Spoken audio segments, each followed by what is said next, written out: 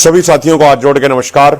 साथियों, आज एसकेएम की मीटिंग थी संयुक्त किसान मोर्चा की सिंगू बॉर्डर के ऊपर, और तमाम देशवासी, सिर्फ देशवासी ही नहीं, इस आंदोलन को चाहने वाले, इस आंदोलन के समर्थक दुनिया के जिस भी कोने में बैठे हैं, उनको बेसब्री से इंतजार था कि भाई बैठक में क्या फैसला लिया जाएगा।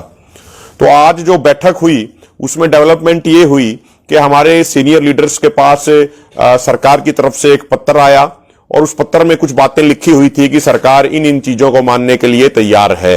उसके बाद जो सरकार की तरफ से पत्र आया, जो उसमें पॉइंट्स लिखे हुए थे, उन पॉइंट्स के ऊपर हमारे एसकेएम की बड़ी बैठक में लगभग 5 घंटे तक विस्तृत तरीके से चर्चा हुई। उसके हर पहलू की छानबीन की गई, उसको पूरे तरीके से उसको विचारा गया, और उसके बाद यह फैसला लिया गया कि उसमें बहुत सारे ऐतराज हैं किसान संगठनों को, एसकेएम को, और वो जब तक ऐतराज दूर नहीं होते तब तक आंदोलन जारी रहेगा।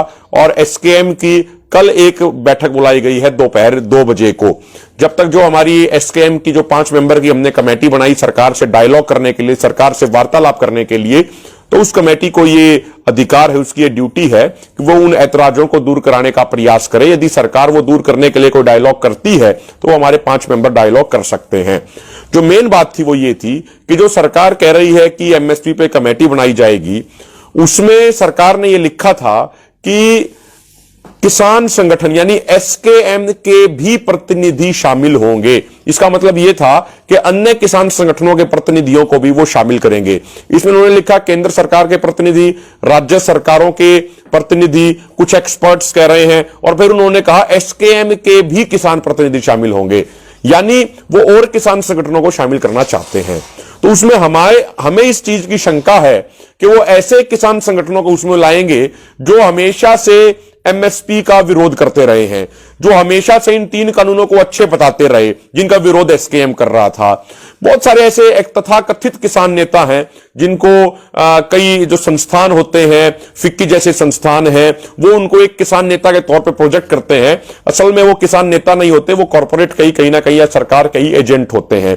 जैसे अभी कुछ दिन पहले एक व्यक्ति ने पीसी करके कहा कि यदि एमएसपी गारंटी कानून बना दिया तो देश दिवालिया हो जाएगा।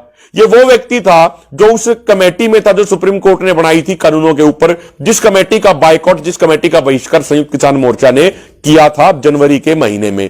हमारा सवाल इस पे यह है कि जो लोग एसकेएम के नेतृत्व में पिछले 1 साल से 0 से लेकर 50 डिग्री तक के तापमान में संघर्ष कर रहे हैं, जो एमएसपी की मांग कर रहे हैं, जो एमएसपी की डिमांड कर रहे हैं कि एमएसपी का कानून होना चाहिए, तो उनके प्रतिनिधि जाने चाहिए ना उस कमेटी में तो बातचीत करने के लिए। वही तो ईमानदारी से पक्ष रख पाएंगे। उन्हीं के ऊपर तो आंदोलनकारी किसानों का भरोसा है, आंदोलनकारी किसानों का विश्वास है।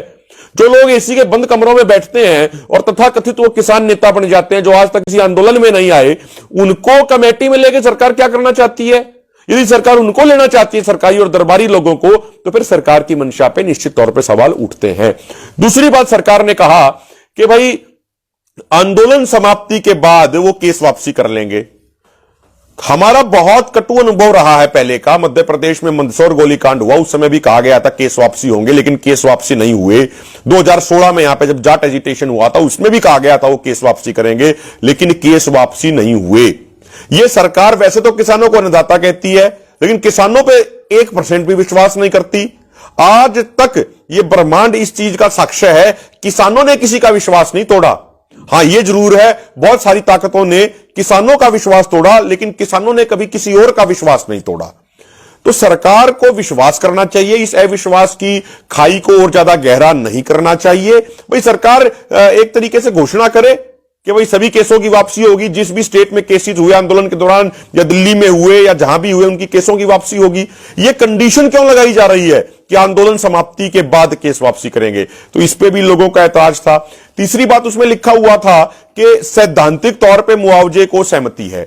हमारा यह सबका कहना था कि वो बात क्लियर होनी चाहिए कि भाई कितना वो मुआवजा देंगे, क्या नौकरी देंगे, किस तरीके से करेंगे। क्योंकि सैद्धांतिक तौर पे सहमति का तो वो ये मतलब भी निकाल सकते हैं, कल को 1000 रुपए का चेक पकड़ा देंगे और कहेंगे जी हमें तो सैद्धांतिक तौर पे हमारी तो सहमति थी जी, हमारी तो इतने की सहमति थी। इसलिए बातें क्लियर होनी चाहिए, पारदर्शी तरीके से होनी चाहिए। सरकार क्या मुआवजा देना चाह रही है, किस तरीके से नौकरी देना चाह रही है, ये बातें स्पष्ट होनी चाहिए। ये लोगों का ऐतराज था। तो अब इन सभी ऐतराजों को जो हमारी एसकेएम की 5 मेंबर कमेटी बनाई गई है उसने नोट डाउन किया है, और यदि गवर्नमेंट उनसे डायलॉग आगे करती है तो उन ऐतराजों के ऊपर गवर्नमेंट से डायलॉग होगा, उन ऐतराजों को खत्म किया जाए, उन इश्यूज को रिजॉल्व किया जाए। और इसीलिए कल 2 बजे मीटिंग बुलाई गई है, और यह जरूर फैसला लिया है एसकेएम ने कि भाई हम सारे एकजुट होकर, बिल्कुल मुट्ठी बांध के, बिल्कुल मजबूती के साथ सारे इकट्ठे यहां पे आए थे, और जब यहां से मोर्चा फतेह करके जाएंगे तो तब भी इकट्ठे ही जाएंगे, सर्वसम्मति सर्वसहमति के साथ जाएंगे। हम बहुमत के साथ जाने वाले लोग नहीं है कि भाई 50 आदमी बैठे हैं तो 26 का बहुमत बना लिया और 24 की राय कुछ अलग हो। हम उस विचार के व्यक्ति नहीं हैं।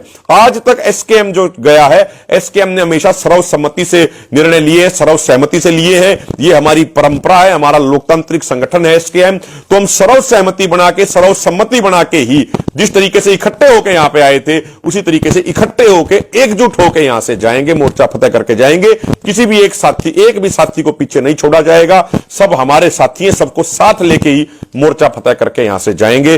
और अब कल हमारी बैठक होगी, उसमें क्या चर्चा होती है वो चर्चा हम आपको बैठक के बाद आगे बताएंगे। आपने हमें सुना, बहुत बहुत धन्यवाद। जय जवान, जय किसान, जय भारत। जिल्ह्यातल्या महत्त्वाच्या बातम्या जाणून घेण्यासाठी आजच आपल्या आवडत्या नगर संघर्ष न्यूज सबस्क्राईब करा व त्या शेजारील बेल आयकॉनला क्लिक करा व इंस्टाग्राम व शेअर चॅटला फॉलो करा।